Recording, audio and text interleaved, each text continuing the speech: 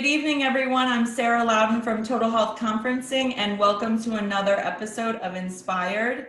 Tonight, I have the honor to be joined by three incredible oncologists who will each tell their story of their journey with or around, or in many cases, both cancer. And this is a really special episode because sometimes we think about the doctors that we see on podium and social media, even in clinic, as having a very one-dimensional experience with cancer. And tonight we're going to really get to see behind those coats and realize that people have walked similar walks, and sometimes that ties us together, especially at a time now where connection is the thing that all of us are craving. And so tonight's really an opportunity for you to hear from them, hear their stories, identify with them, connect with them, and hopefully be inspired by the way they live out their lives, their passions, and their purposes.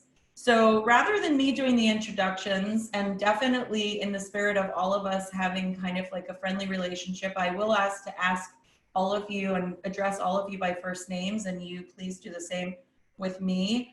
But I will ask for each one of you to give an introduction, and the introduction should not just say who you are, but definitely where you practice and what you practice, so that people can get a glimpse of what you do professionally as well as personally. So let's start there. And then in the spirit of equality, Mark, I'm going to start with you. That's very kind of you. I was definitely going to try to be chivalrous and defer to my colleagues.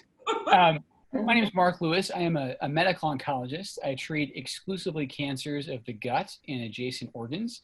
And I'm the director of gastrointestinal oncology at Intermountain Healthcare, which is a multi-state system based in Salt Lake City, Utah. Wonderful. Thank you. Thank you for being here. Nagashree, I'm going to go to you. Yeah, hi, everyone. I am Nagashree Seetharamu. I'm a thoracic head and neck oncologist practicing at Northwell Health. I'm also the assistant program director for our fellowship program here. So happy to be with all of you. Wonderful, thank you. And Aparna? I'm Aparna Parikh. I'm also a gastrointestinal oncologist at Mass General. And it's fun to be here too, because Mark is only known to me by Twitter. And so it's fun to get to see him in person. And it's been a pleasure working with Sarah with a couple of other things along the way too. Thank you. Thank you so much. Okay, so now we'll kind of dive straight into the spirit of the interview, which is to go through an abbreviated version, because I know that this becomes very personal, but an abbreviated version of your personal journeys. And when we get to Aparna, I think you'll find it very touching the way that she will represent her personal journey with cancer. And so, Mark, I'm going to start with you and ask you to take us through your diagnosis, treatment, and where you are in recovery. Yeah, absolutely. So there's something in oncology and science called the two-hit hypothesis, which is that you are supposed to inherit an intact gene from your mother and an intact gene from your father, kind of all through your DNA. And I'm a mutant, so I did not do that. I inherited a defective gene from my dad in a specific area of my 11th chromosome. And that has rendered me sort of prone to tumors developing throughout my life, specifically in my endocrine glands. And this was actually a discovery I made on my very first day of oncology training. I woke that morning with horrible abdominal pain and really thought it was nerves about my new position. And actually, to show you the folly of self-diagnosis, it really felt the worst in my right lower quadrant. So I thought it was appendicitis. But in fact, it was a high calcium level. And when I heard that result, I had sort of a eureka moment, because as my colleagues and your listeners may know, it's very rare actually for high calcium to be passed from generation to generation. That's a trait that my father had dealt with almost his entire adulthood. He had horrible problems with kidney stones. No matter what he did, no matter how restrictive he was in his diet, the high calcium persisted. And I basically knew just enough to be dangerous. So I had finished residency. I knew that there was only a very few conditions that would result in calcium being passed from one generation to another. And to really paint the picture for you, my dad died when I was 14 years old in somewhat mysterious fashion. of what we were told was a very atypical lung cancer. And again, as my colleagues might empathize, in medical school, there's almost a syndrome where you diagnose yourself with every sort of esoteric syndrome that you read about. But as it turns out, in my case, it was not wrong to do that. So this actually fits sort of the clues, if you will, that assemble to form a syndrome called multiple endocrine neoplasia type 1. And sure enough, that's what I have. And it was a very interesting process. So again, it was day one of my fellowship. I was at Mayo Clinic. They had assigned me an internist, and I went to that internist, and they diagnosed me with hypochondriasis. They said, you're a first day oncology fellow, and you think that you have a hereditary tumor syndrome. And in retrospect, I don't blame them one bit. It sounds absolutely ludicrous and outlandish. But in my case, it turned out to be true. And so my entire training and then my career since then has been seen through the prism of a patient and a physician. So I've been very fortunate in the sense that a lot of people think that if you have cancer, it absolutely requires chemo or radiation. All of my treatment to date has actually been surgical. So I had some benign glands removed from my neck, the ones that were causing the high calcium. And then more sort of threateningly, 3 years ago, I had a growth in my pancreas that was threatening to spread to my liver. So almost as a preventative measure, I had that removed through a surgery called the Whipple procedure, which was not easy to recover from, to be honest with you. And I learned a lot from that we can talk about later. But right now, as far as I know, I have no cancer. It's actually kind of auspicious that we're talking tonight. I have my annual scans tomorrow. But honestly, as we talk, I'm not worried. I feel extremely privileged. I have a foresight that my father and my paternal uncle and my paternal grandfather, who all died from this and went basically to their graves having no idea why. Yes. I'm privileged to know what's wrong with me, and I'm really so lucky and just so blessed to be in a position where I know how to monitor myself. Yes, thank you. Thank you for sharing that. And as we go on, I had the opportunity to read a paper you wrote for JCO about uncertainty, about empathy, about kind of those familial connections. And I can't wait to get deeper with you and kind of go through these things. Nagashree, let's move to you. If you would tell us about your journey with cancer, your diagnosis, treatment, and where you are.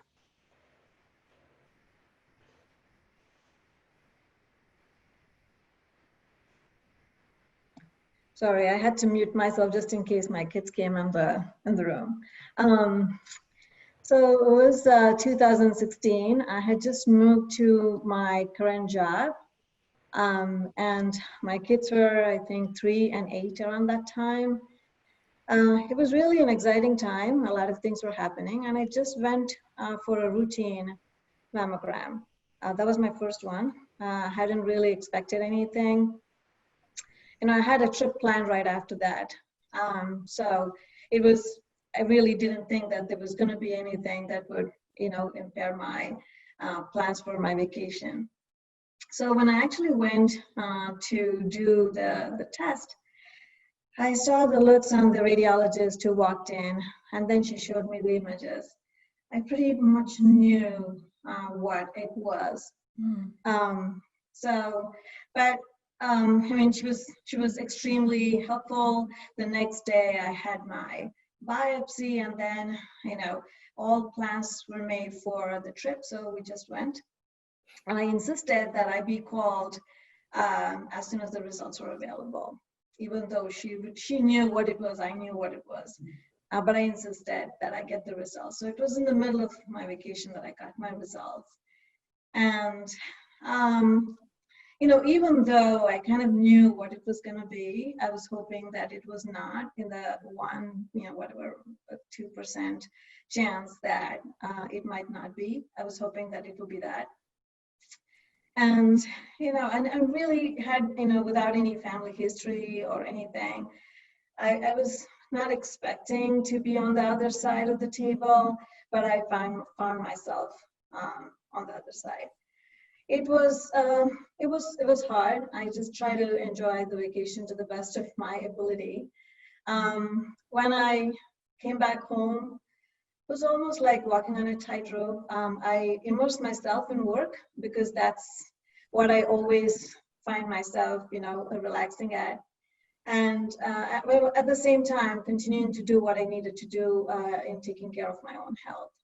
So went through additional procedures, biopsies, and surgery, and then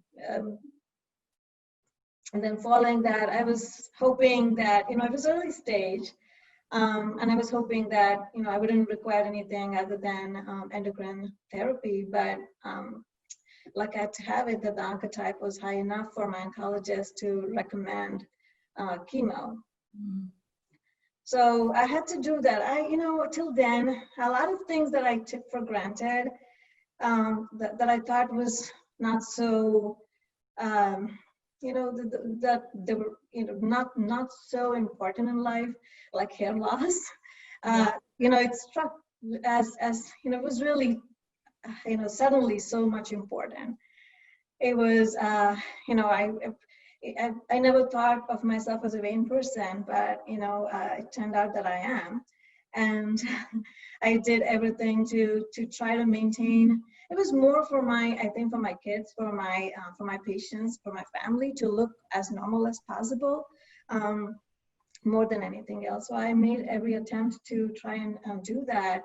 I did, cold cap and everything. And then when I really lost my hair, it was unbearable. It was hard. So I realized at that time how my patients go through this. A lot of times we are like, oh, you're going to get it back. It's okay. It didn't seem okay at that time.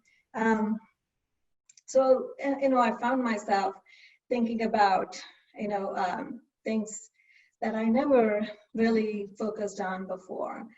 And then, on top of that, I'm sure you'll get to this question, but then I had to have internal debates about which path to choose. I found myself, giving second opinions to my own case. And then I was like, no, I'm a patient here. I have to stay back. I'm not in the driver's seat anymore. Thankfully, I had a great team, a great surgeon, a great oncologist, radiation oncologist, and they took me through this journey. And the experience was overall, a really a very memorable one, and without any, putting any additional stress on my mind. And are you on endocrine therapy now? Yes. Yeah. Yes. And as far as I know, again, everything is going well. But I, kind of live from scan to scan, and I've had additional procedures, and so far everything has been good.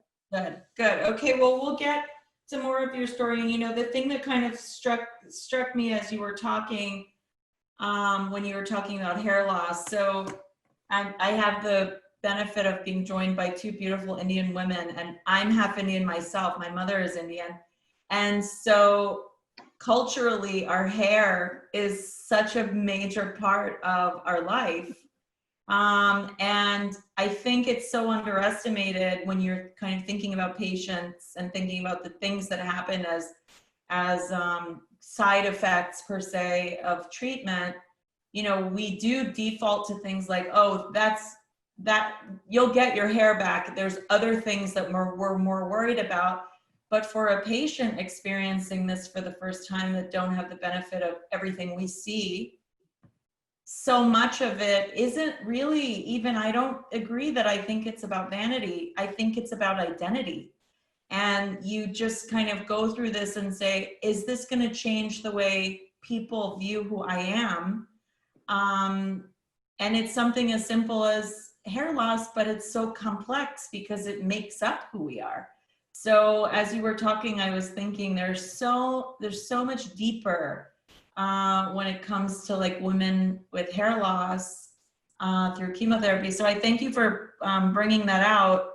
And we'll definitely get back to how you managed through some of the side effects and still worked, and all of the family things that you went through.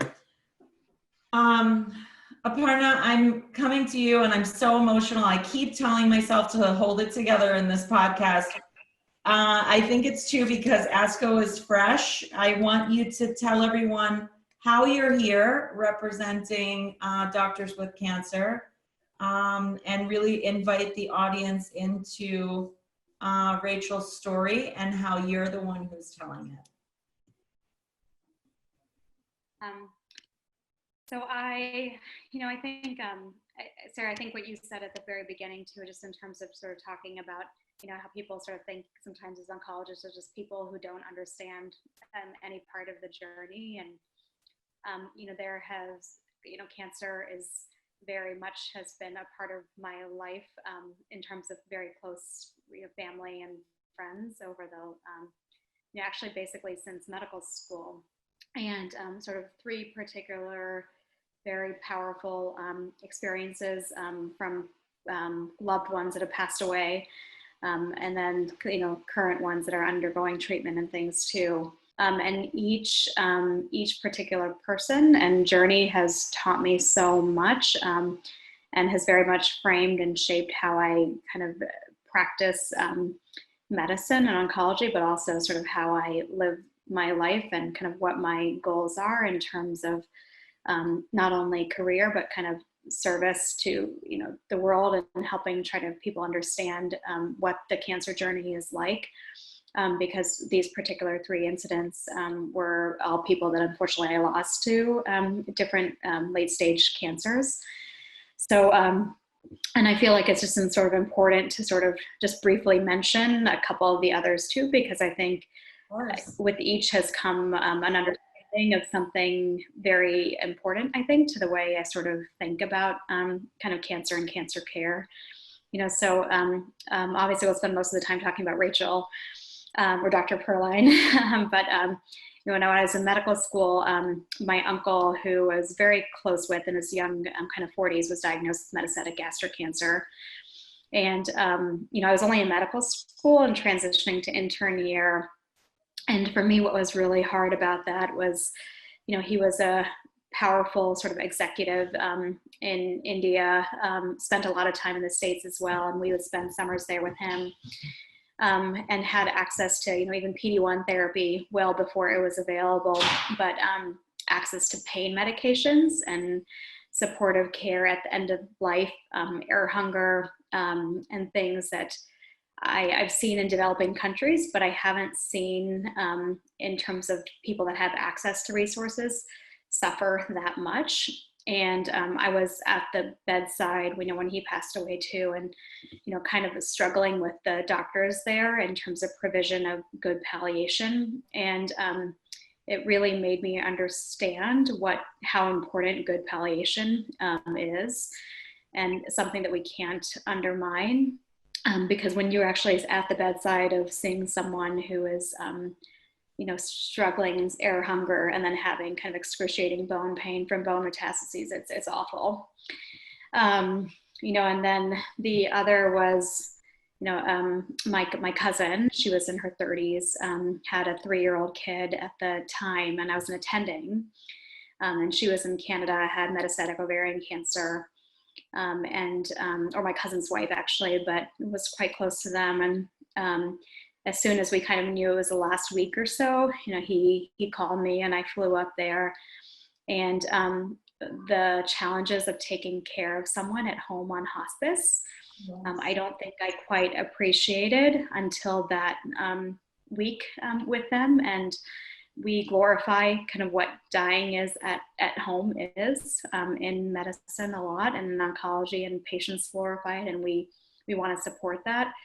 But we don't necessarily think about what that does to the caregivers during that time, and how taxing it can be and the burden of providing care, and not just sort of being the loved one that's at the bedside, and the how much that falls on people to be making sure that their loved ones are comfortable, and that it's heavy.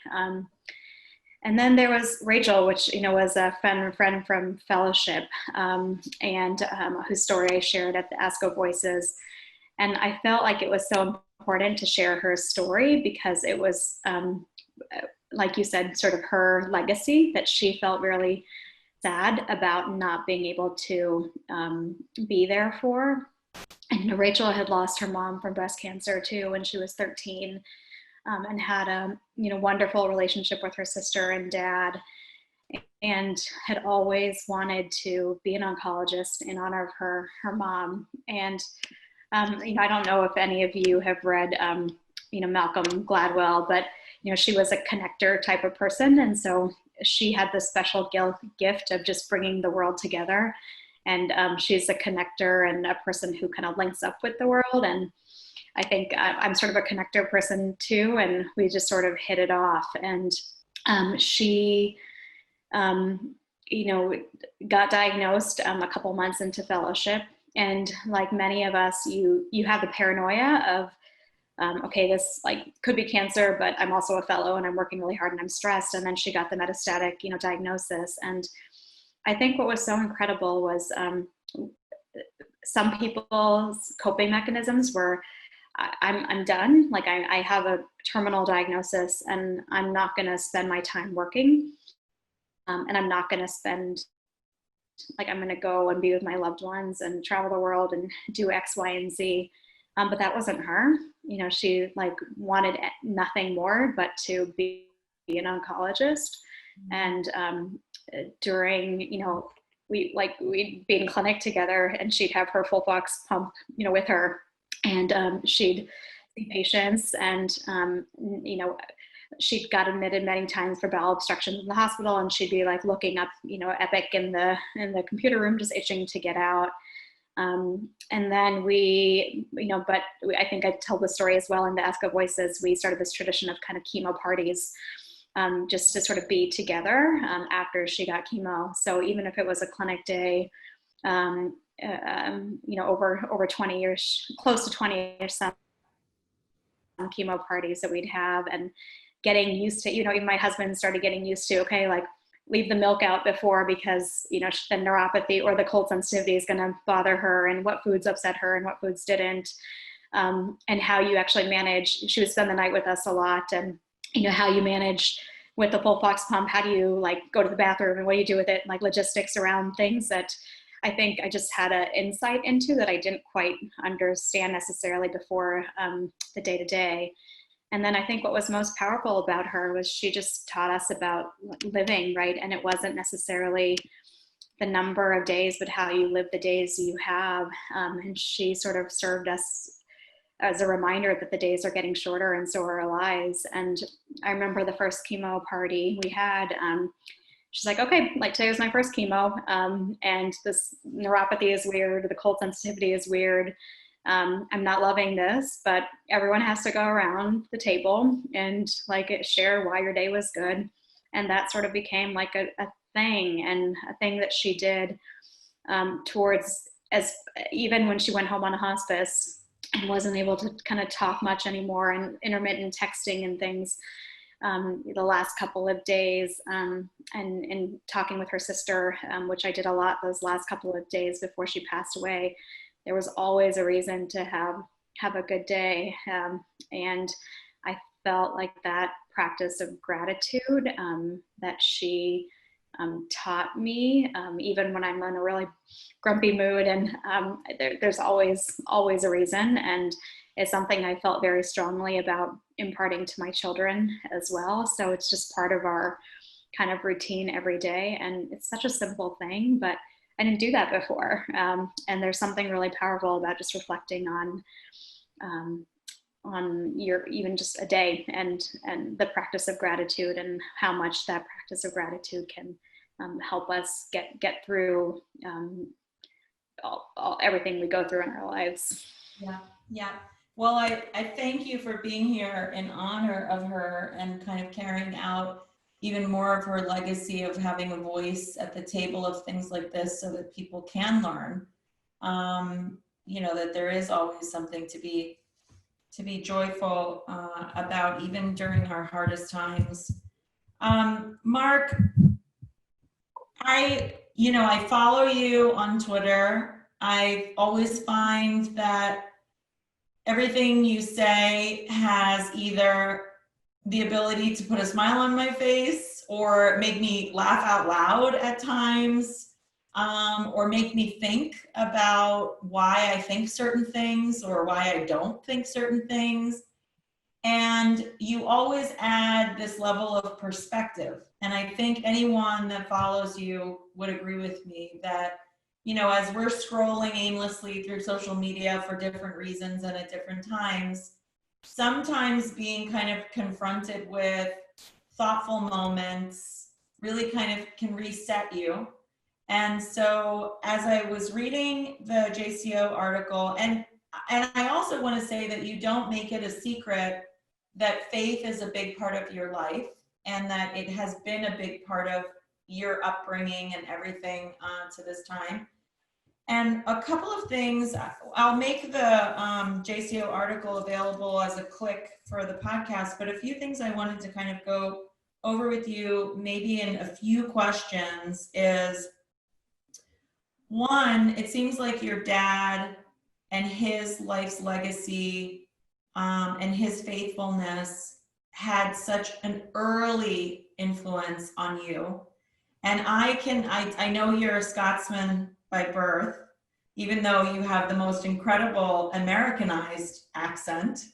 My father was an Irishman. He was a cardiovascular surgeon, and he studied to be a priest before he was in a terrible motorcycle accident. And my mom was his nurse. And my mom is this gorgeous Indian woman that's way out of my dad's league, or was. My dad died 20 years ago, way out of his league. You always say that about your wife. Yes. But I want to ask you, you know, this early experience with your dad and his experience with cancer, even before you knew anything, obviously was part of what brought you to being interested in the field. You said you struggled with asking those faith questions with your dad's experience. Did you struggle in the same way with your own diagnosis, where you said, God, really? Well, first of all, Sarah, thank you for all the very kind comments. And I will double down on the statement that my wife is way out of my league. She's a gorgeous Texan pediatrician, and the last thing she needs to be married to is a skinny Scottish oncologist, regardless. You know, by the time my diagnosis rolled around, I think I'd gone through my crisis of faith. So my father was three things. He was a theologian, and in that role, he was a professor. So he was a very good teacher, and he taught me the importance of trying to communicate clearly, even when you're dealing with pretty complicated and, in his case, very weighty issues like God and faith. Yes. He was a minister. So before he was actually in academia, he had his own parish. And so he kind of viewed his congregation as his flock. And without sounding too pietistic, I actually have come to adopt that same notion of my own patients, and it's been hugely helpful. Mm-hmm. And finally, he was an author, and he taught me that the written word has a really lasting value. And I'm not in any way comparing tweets to a 400 plus page book that he was able to complete while going through chemo, which is really his most, I think, going to be his most lasting legacy. But again, he taught me the power of the written word. What I'm getting at here is, you know, he died when I was 14, and that was in some ways like a really terrible time to lose my father, because my sort of adolescent angst sort of combined with my grief, and I think my phase of anger and processing that probably lasted a little bit longer than it should have. And you're right, I was absolutely enraged at God. This didn't make sense to me. It didn't fit with my value system, that basically the best man I've ever known would be struck down like that. But by the time I, got into my late 20s and 30 when I was diagnosed, I came to realize that, it's not a matter of morality. And my father actually wrote in his book, "We're not guaranteed 80 years and 10, which is the lifespan they talk about in the Psalms." And the best thing he wrote, and if I was brave enough, I'd probably get this tattooed on me, but it's very, very long, is that crisis affords the opportunity now, however brief or lengthy, to discard the trivial and the shallow, and to treat every moment and relationship with meaning, intensity, and value. Mm-hmm. And I think that has power in even outside of religion. It's interesting. Medicine strikes me as the closest thing in the secular sphere to the ministry. Yes. And, Aparna talked a lot earlier about, in very moving terms, about her friend. And one of the things I kind of took away from that is the power of presence. So often, especially in metastatic disease, after I exhaust however many lines of therapy I have, it's just about being present. And my father really taught me that. And a lot of ministry, especially pastoral care in the hospital, is just about being there. It's not about actually doing a tangible intervention. So long answer to your question, but I sort of packed all that in. And eventually, sort of absolve myself, at least somewhat of guilt, because on my dad's side, going back for generations, it's all ministers. My great-great-grandfather was actually a boy preacher, so he kind of escaped from the coal mines in Wales and then went and sort of spread the word. And so I'm breaking a chain. I'm an only child, so it ends with me. But I've started, over the last couple of years, especially, to start looking at what I do as a sort of a form of lay ministry. And maybe that's just, me trying to bandage a psychological wound and, again, get rid of a lot of guilt that I have as a Protestant. But I honestly, at the end of the day, I really feel authentically, especially looking at some of my colleagues, that this is a form of service that we provide. Of course. And, as you were talking, I was thinking about, especially when, you're likening ministry, kind of like formal ministry and medicinal ministry, it's both in service to others. It's, it's like you're encountering someone at a vulnerable moment where you've been gifted to be able to provide some type of service. And so, your mission field can be a parish as it can be a clinic. Right. Right. And I think that there isn't anything kind of strange about likening those two. And I don't think that you should kind of tattoo yourself with that I'm breaking the chain. I think you're just living it out in a different way, still in service to others. Well, thank you, Sarah. I really appreciate you saying that. Again, even a couple of years ago, I wouldn't have forgiven myself, but I really appreciate that. Thank you. Well, I'm thank you for sharing, with your, in terms of with your dad, and definitely, the intimacy of connecting your mission field to a ministry. Nagashree, your story is like so many women who are faced aggressively with a diagnosis of breast cancer. It's like, what? I had a trip. I was getting married. I just had a baby. I am waiting for my, job promotion. Like, there's always this interruption of normal, especially to me with a breast cancer diagnosis, because it's so intrusive and it kind of causes this turning upside down of the world of a person who normally acts as like the central force of a family, of a friendship, of, an occupation. And so here you are, and you're practicing, you've got young kids, you've got your life kind of fully in motion, and you have this diagnosis, and you started to talk about the shift in perspective when treating patients, that you had this kind of like new identity where you could identify with what they were going through. Do you think that qualifies you in a different way to be able to be there for patients in ways that maybe people who haven't experienced it firsthand can? Definitely, it changed my perspectives on a lot of things. So, I think it's almost impossible to be in another person's shoes. Yeah. But I think, probably a little closer to it. I think I can connect to what people are going through in a better way than I did before. Things, like I said, of not much significance previously suddenly became significant. And at each point in my journey, there were different goals to be achieved.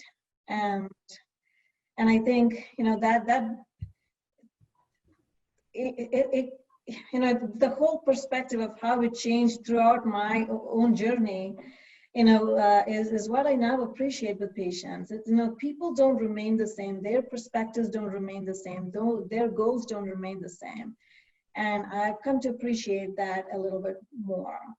And I do share my story with my patients so that they understand that I do, that I have been in their position or a similar position before.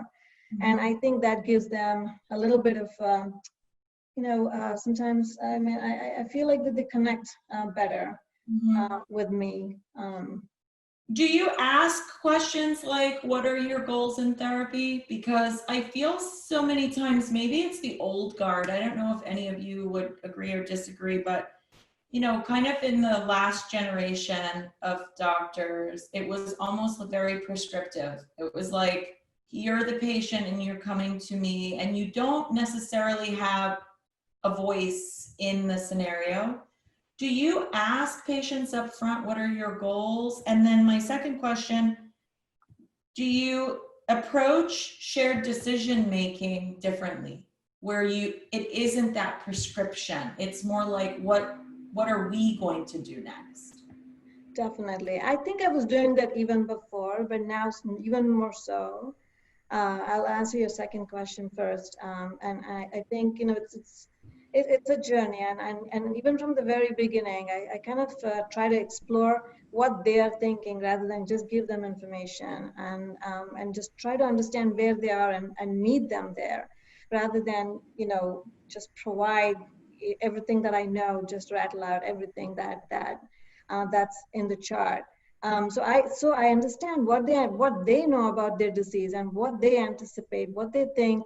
Many a times it is, we think that it's, what sometimes people think irrational, in terms of, patient, let's say with metastatic disease, with very poor performance status.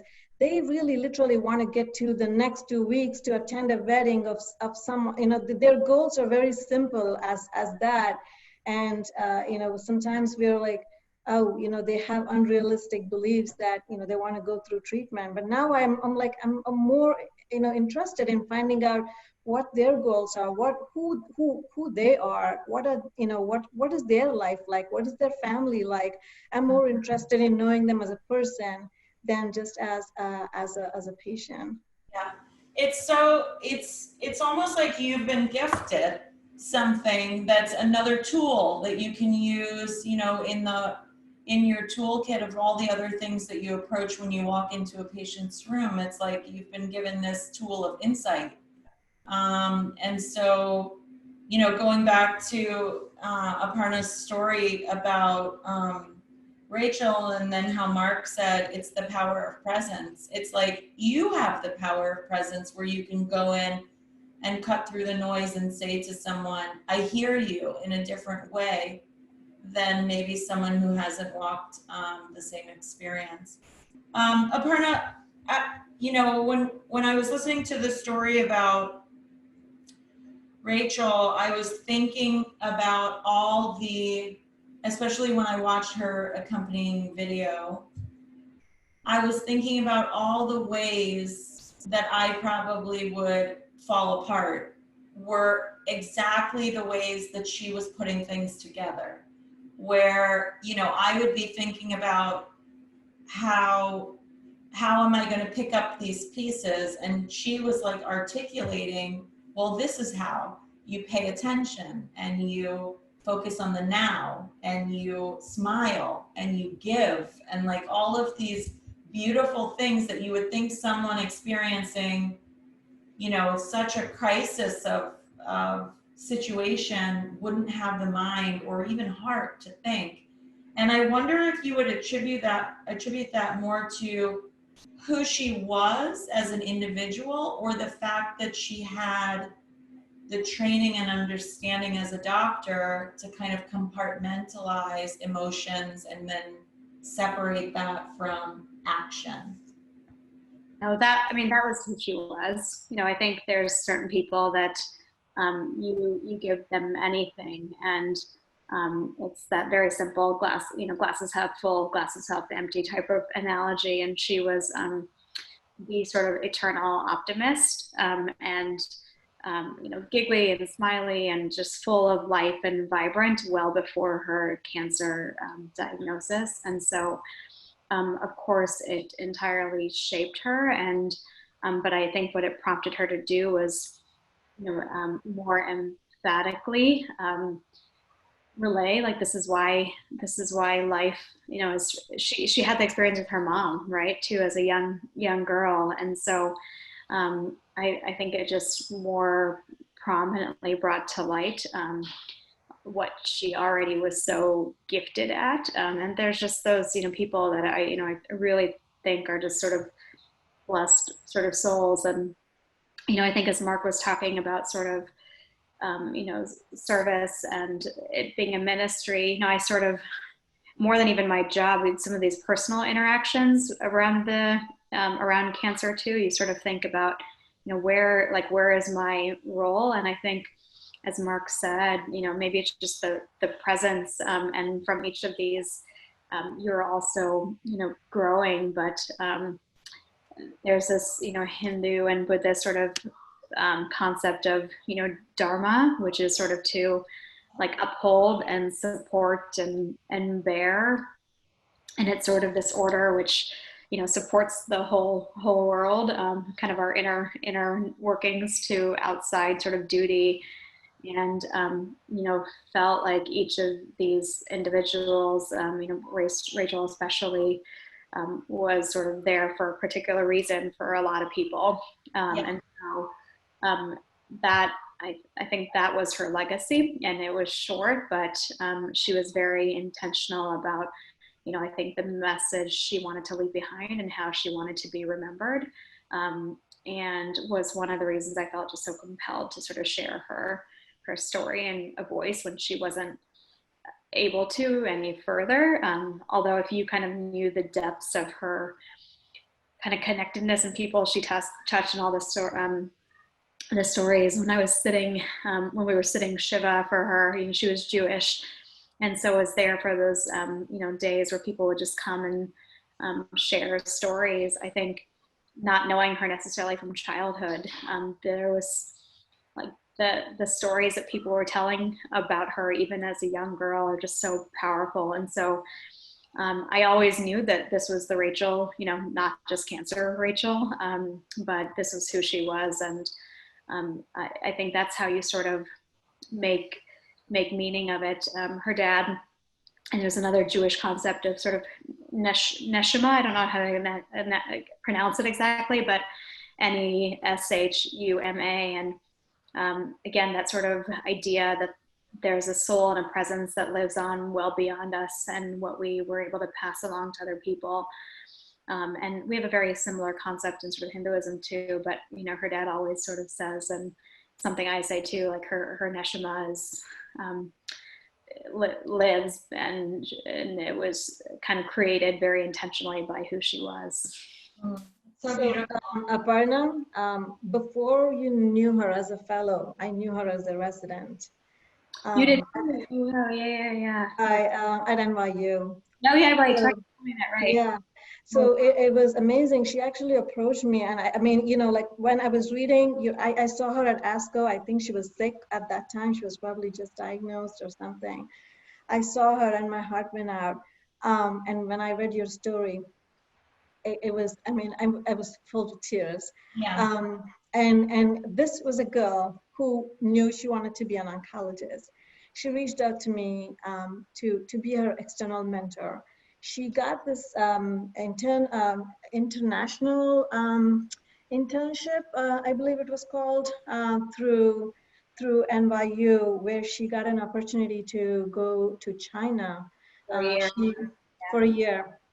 University of Shanghai, I think Dr. Han Kai was her mentor, and she was interested in esophageal and gastric cancer. And she expressed her interest, like I still remember the days that she was talking about it so passionately about, what she was going to do. And when I heard that she herself was diagnosed with the very cancer that, that she wanted to conquer, I was, it was extremely touching. Well, I mean, the fact, Nagashree, that I didn't know that you were a doctor living with cancer, having had the experience of being diagnosed, and then asking Aparna to represent Rachel here. This is a perfect representation of her soul being with us, because that you could not have orchestrated that the two of you had an experience with her that both of you could share tonight. So I love that when we think of these things, especially these beautiful things as concepts, I feel like God sometimes has a way of saying, it's not necessarily a concept. It's very, very much real. So thank you too for sharing that, Nagashree, about Rachel. Mark, I'm going to come back to you and ask you, do you find situations where you have someone, a patient, that kind of knocks you off your feet a little bit, that either you invest a little more in, or you worry a little more about, or that feels very familiar? And what do you do with that? How do you ever find yourself kind of communicating a deeper sense of vulnerability with that person? Yeah, so it's so funny you would say that. In the internet era in particular, and you mentioned shared decision making earlier, but actually I would argue that we've kind of leveled the information playing field to a certain extent. There's still certain sort of privileged data behind paywalls and our private conferences patients can't get access to. But the era of the self-advocating patient is very much here. And what that's meant for my practice is, and I'm absolutely flattered by this, a lot of patients with neuroendocrine tumors, which is what I have, seek me out because they're like, I want a doc that gets it. So I am constantly sort of looking in the mirror. And I think what I find most touching is, and again, I'm not trying to be ageist with this, but young patients, so adolescent and young adult oncology spans sort of the 15 to 39-year-olds demographic, which is when I was diagnosed. They really touch my heart. And it's interesting, the median age in my practice, and this may be mirrored in Aparna's clinic too, is 68. So in some ways, GI cancer is a sort of a hallmark of senescence, but there's still this, unfortunately, growing fraction of very young onset cancer, which again is not more tragic necessarily than someone older getting cancer. I don't mean to say that, but there's certainly more kind of life years on the line typically. And again, I struggle not to sort of cross the line and blur my professional and personal identities there. Because what I always tell people is I'm a patient all the time. I'm a doctor most of the time. And when you come to me and you're a young person struggling with cancer and how to reconcile that with your family and your career, I can't help but get that. And so the way I've tried to sort of firewall that and make it appropriate is part of my practice is specifically devoted to this space, so AYA or adolescent young adult cancer. But I still see everybody and I still try to treat everybody the same. But I think what you're drilling down at, Sarah, is as a human being, it's impossible not to feel a sense of resonance with people that are similar to you. And you just have to make sure that you're still trying to maintain professional impartiality. Yeah, yeah.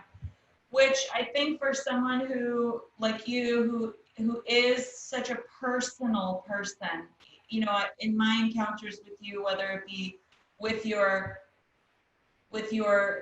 use of that written word, or even getting behind what you're saying using those or listening to you in a conference, you have a kind of sixth sense about you that really cuts to the personal side of things. And I think having that firewall to you is probably more challenging than people who can really just take the coat off and it's like it's golf time or martini time or whatever. Right. Because that it is something, it's your mission field. And so it stays with you the same way it would if you were counseling someone through a different type of difficult time. Yeah, thank you for saying that. I don't want to monopolize our time. I will say that my wife is a doc too, as I mentioned, but she's not in oncology, and she often warns me about sort of getting too close. She knows me better than sometimes I know myself, and again, it's really tough. And I'm sure my colleagues agree with me. Like, one of the reasons I went into oncology, other than my father, was when I was in medical school, they said, listen, short of psychiatry, this is, by some objective measure, the closest you get to your patients. But it's also a field where, we're constantly losing these patients, much to our, chagrin. And so it's hard. Like, I think the thing I struggle with the most is it really is difficult for me not to feel on some level like these are my friends. Yes. There's this sense of, and again, I mean this in the most professional way. Like there's a sense of intimacy in oncology that I think is probably not there in a lot of other disciplines. Again, no discredit to them.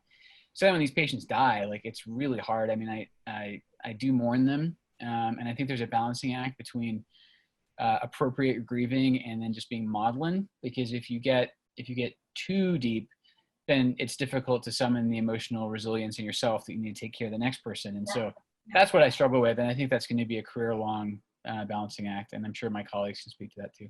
But I think it's what makes all of you, it's what makes the best oncologists the best, because there is that sense of like, you're in it too. You're in it too. It's your fight as much as it's their fight. And so it really is a powerful thing when you see that balancing act being played out. And so I appreciate that as I peer into how different doctors manage their practices.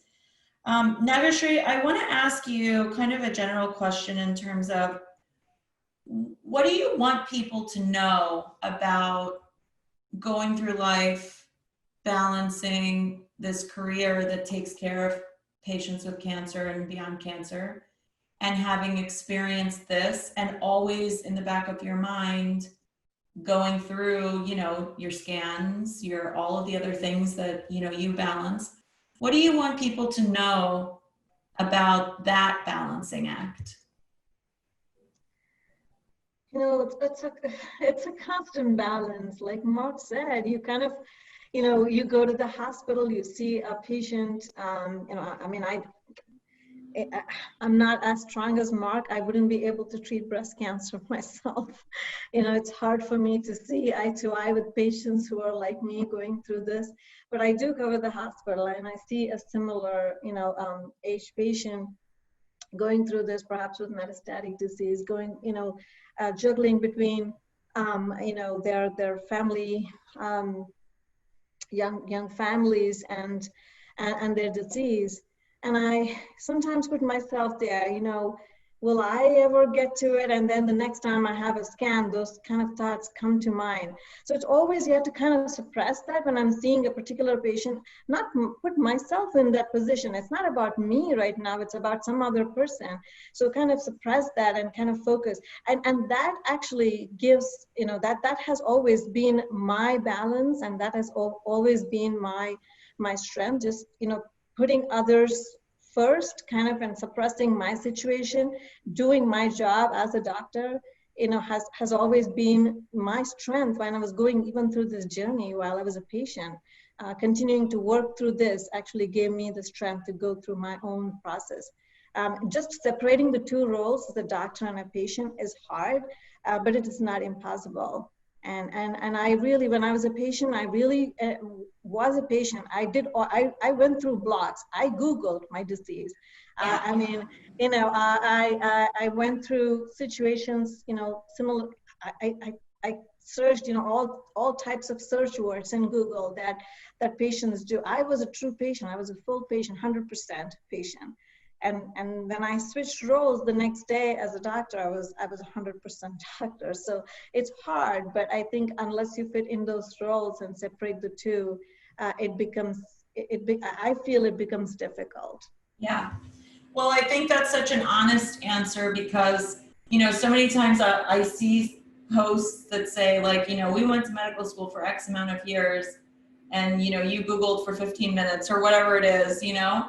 And I always say, I was diagnosed with an autoimmune disease in last year. So I became that patient as well that was like Googling every single thing and then going into the rheumatologist's office going, but have you considered this? And she's like, no, because that's not what you have or whatever. But it gives you the sense of control. At least you think it's giving you a sense of control because you're filling your mind with information. And I think sometimes the physician or the nurse needs to say, patients aren't doing this to have a one-up. They're doing it because it's a coping mechanism. They're going through something and they're seeing you for 15 minutes, at best 30 minutes, but they're living the rest of their lives with endless questions.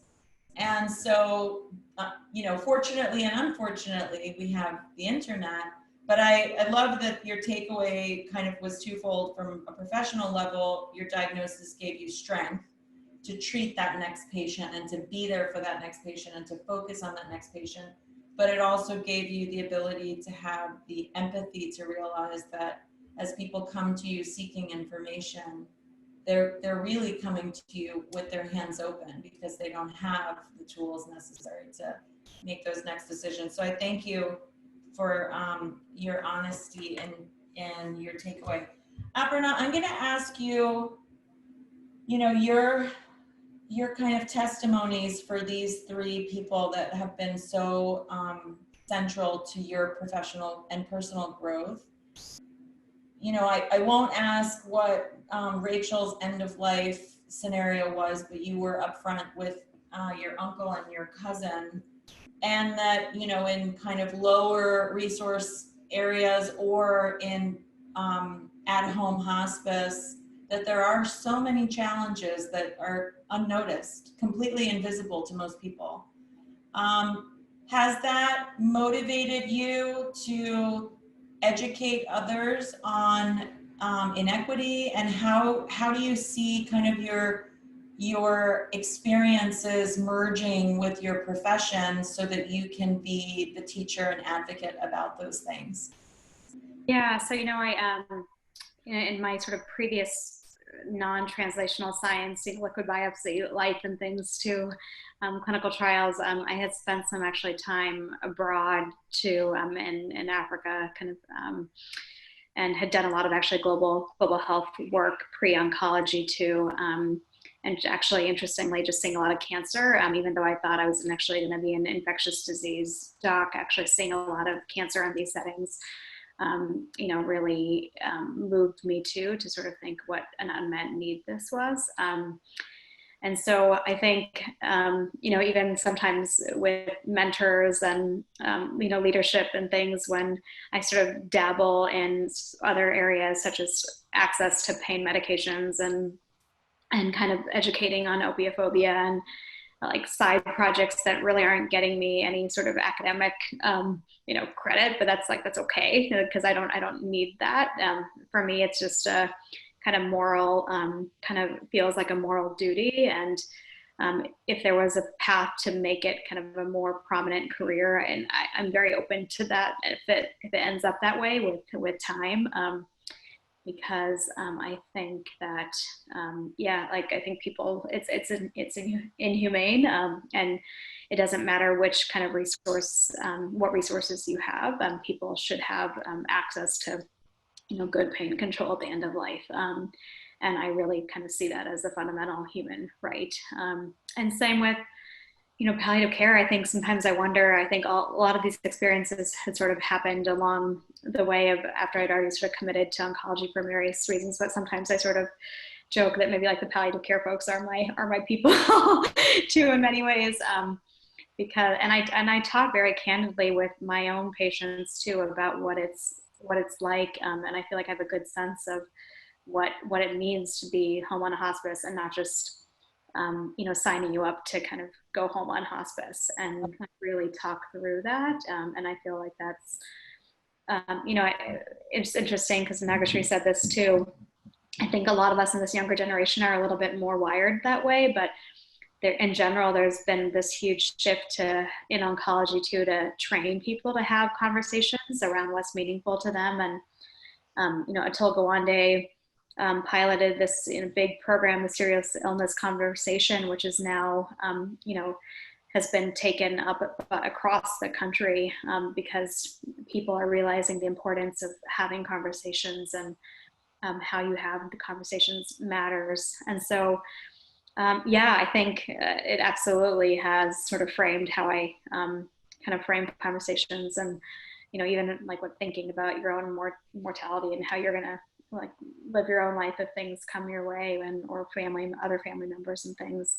I think each of these, independent of what we see every day in our day jobs, absolutely kind of shapes how you have these discussions with your patients. Yeah, I think in a lot of ways, and as we kind of round out the podcast, in a lot of ways, each of you have been gifted along the way with your own experiences and the experiences that your patients and loved ones that have experienced their own journeys with cancer. You've been gifted these things. And in the moments, it's not easy to look at loss as a gift. But I think when you look at in totality, you realize that it takes a lot to be the person who's entrusted with things like this. And so what then you do with it is the next question. And I think each one of you have shown that you have the shoulders to bear it and you have the heart to share it. And in your everyday interactions with your patients and your colleagues and doing things like this, you give a voice to a lot of people that don't have a big voice in these moments. You know, I always think of being kind of this big personality and then being so limited with a disease. And you lose that sense of, you know, confidence and knowledge and all those other things. And I try to balance that too, especially in the work that I do and definitely in the work that you all do. I think you'll agree. There's a verse in the Bible that says, teach me to number my days. And all of us have that day. You know, in the Quran, it says the day is written. In the Torah, it talks about, you know, God giving you the day of birth and the day of death. And so no matter where you come from a spiritual place,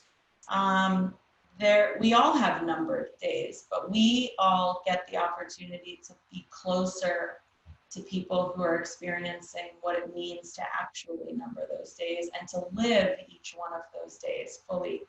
So you are each a gift to me in a lot of ways. I thank you all for being with us. I thank you for sharing your stories. I look forward always to hearing your voice in different platforms and on different things. Aparna, I loved the way you gave a voice to Rachel. I thought that it was so beautiful. And I loved meeting her in her video. She's a person who I never knew, and I loved meeting her. And it was an encounter that I thought, wow, that's what legacy is. So I loved that. And Mark, I love that your dad lives in the things that you do. I'm very much the same. My dad lives in so many things that I do. And that's something that we pass along to our children too, living that life where we're building legacy. And Nagashree, I really appreciate how you approach patients, how you approach your whole mission of care, where you do separate and you give them the moment that they are coming to you for and deserve. So I thank you for being with us from this podcast. In the spirit of Dr. Rachel Perline, I do want to go around the room. Everyone who's ever done anything with me knows that I go around the room at the end and ask each one of you, why was today a good day? Mark, I'm going to start with you. Yeah, actually, as again, my colleagues were late, I don't often get to do this in clinic. I actually got to tell someone today they were in remission.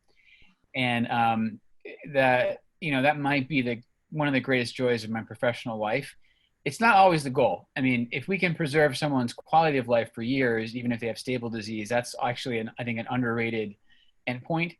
But it was just wonderful. And I was like, wow, this is just the best job ever to be like the mouthpiece for this good news, because, you know, as a field, understandably, we have pretty horrible PR, and we're always sort of seen as the bearer of, you know, really tragic news. But this was the opposite. And you know, those moments are kind of few and far between, but when they happen, it's one of the best feelings. I can barely even describe it, and I'm becoming inarticulate, but that's why today was a good day for me. Oh, I love that. Thank you. That's beautiful. Nagashree, why was today a good day? So today was a mix, you know, a lot of, you know, patients with who were in remission, and then patients who were not doing so well. But then what was good about it is, you know, at the end, I think we achieved the goals that we were talking about earlier for each of those patients and their families. So that's why today was a good day. It might not be a cure for everybody, but we achieved the goal that we mutually kind of, you know, thought was an achievable goal, and that made everybody content with the final decision. So that's why today was a good day. Thank you. And Aparna, why was today a good day? I love that you're doing this. I have two. One, I think that just when Nagashree just sort of just relayed her story about knowing Rachel too, it just I was getting a little teary, and it just sort of moved me. I sort of always joke all roads led to Rachel, and the fact that like we're here on this like panel on a kind of random Tuesday night, that just really made my like heart just expand. And then I think I was, Sarah, you caught the end. I'm lucky enough this week to be on vacation with my 4 nephews and my 2 girls in a place that has very limited access. So there's no screens, and just kind of watching these 6 kids just play outside all day, and in streams and building forts in the woods, and to like just my phone's been downstairs all day because I don't have access outside. I'm just sort of sitting and like watching and like being present, and thankful that we are in the position in the COVID era where we all felt comfortable kind of gathering together as a family. And I think the kids are in heaven after months of solitude too with their cousins. So those were my 2 good day moments. How about you, Sarah? Yours? Today is a good day for me because I really do feel like COVID's given me an opportunity to get to know people like you beyond just saying, would you do a talk for me on GI cancers or lung cancer or something? And you always do that so well. And I always missed the chance to know the rest of you. So for me, today is a good day because I started this season of life feeling like, what's going to happen? You know, hopeless. What's the future going to hold? And it's moments living in the presence like this where I realized this is why, so that I could get to have those deeper connections with people. And ironically, without being physical with you, I get a deeper connection to be able to be behind the scenes. So today for me is a good day because it's a constant reminder that I'm doing exactly what I'm supposed to be doing. So I thank you all so much for being here. We honor the memory of Rachel and the many others who have lost their fight with cancer. We tirelessly, in our own ways, look to being able to provide better and better care. But in the meantime, we want patients to know that every encounter we have, we bring all of us to it. So whether it's in education or it's patient care or it's advocacy or it's palliation, we bring all of us to it. And it's an honor for us to do that. So I thank all of you. I thank the listening audience, and I look forward to a time where we can be together again. Thank you all.